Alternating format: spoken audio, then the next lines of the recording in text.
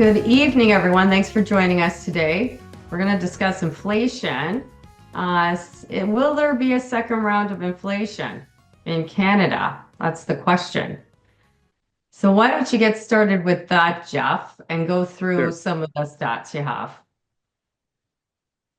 If you go back to 2022, both Canada and the US saw inflation creep into each respective economy. It moved in the same direction with a high correlation before peaking out around 9% in both countries. Since then, it's come back down. Going forward, we think that this correlation diverges and that our base case is that Canada's inflation continues to either move sideways or continue to drop. Whereas in the US, we think Hmm. there is a possibility that a second wave of inflation returns. Here at Right. home, the inflation rate last month was 1.9%. Okay. Mm. South of the border, it's 2.7%. Yeah. So the Bank of Canada has achieved their inflation. They've achieved an inflation rate that is below the target, which is good. Um, the big wild card for our domestic economy is, will the Trump tariffs actually happen? That would be Right. inflationary. Yeah. Um, Ottawa, Deportation. Oh, sorry.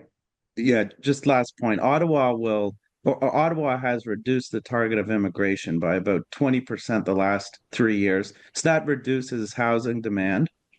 So that takes away an inflationary pressure.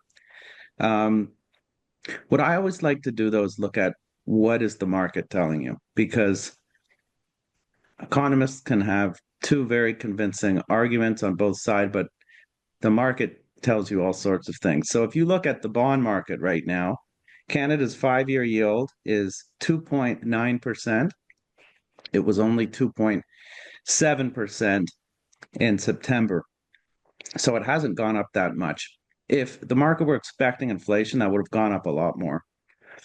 Okay. Second, the Canadian loonie is dipped below 70 cents today, and that's the lowest since the pandemic. And um, foreign capital chases countries with higher rates, and that would push the loonie up if it was expecting our rates to go up because of inflation. And we're seeing the opposite. So the market is telling you that Canada will not see a return of inflation. Despite the fact that we expect the US to be, because of the to have inflation due to the threat of the tariffs, um, deportation costs, and lower taxes. Yeah, well, all of that would cause the US to see inflation there. But Right. to your point, does it spill over into Canada? I don't think so. Hmm. And so all of those Trump policies are inflationary. The question is, can he get it through Congress? I mean, Right. tariffs they can be done by executive order, so he doesn't need Congress. Those taxes require Congress. The deportation, I'm not sure of. Um, but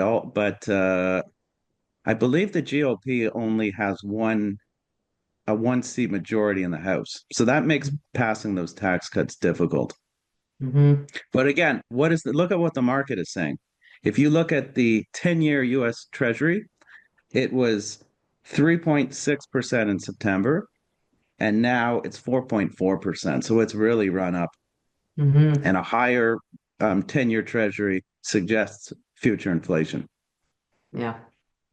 because the Fed may uh, stop cutting rates, or if inflation does pick up, they could even reverse course and hike. We shall see. Yeah. In terms of what this means for stocks, I think if we see stability in Canada on the inflation picture and no Hmm. surprises out of the Bank of Canada, that's positive for our domestic stocks. But if you see a pickup in inflation south of the border and the Fed changes its tone, because the market doesn't like uncertainty, you could see a correction in the States. And so for 2025, our call is that the TSX outperforms the S&P 500 because of the threat that inflation returns to the United States, but does Mhm. not return here at home. Right. Hmm. So stay tuned, Okay. Sonny. Stay tuned. Yeah. Thanks, Jeff. Okay, thank you.